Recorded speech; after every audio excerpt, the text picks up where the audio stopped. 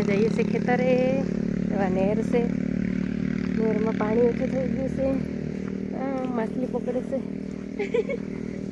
નહેરમાં માછલી પકડે છે, માછલી ખાવાના છે કે માછલી બહુ પકડે આ બાજુ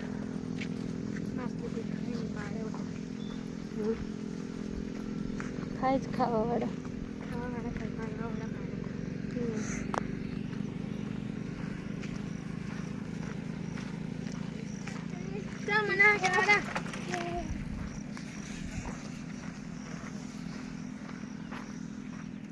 गई सी चलता चलता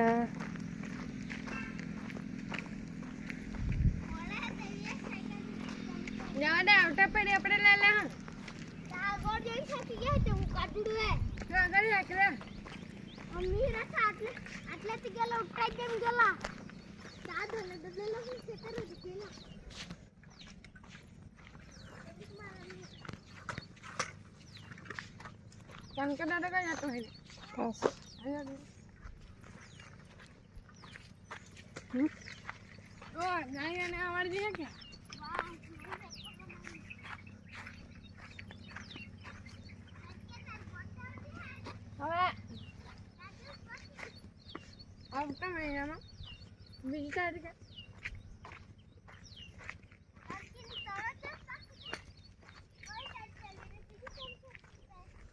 मेरे चलता चलता जाइए से खेतरे तो वीडियो ने लाइक से ने सब्सक्राइबर करजो, कमेंट करजो। Bye friends.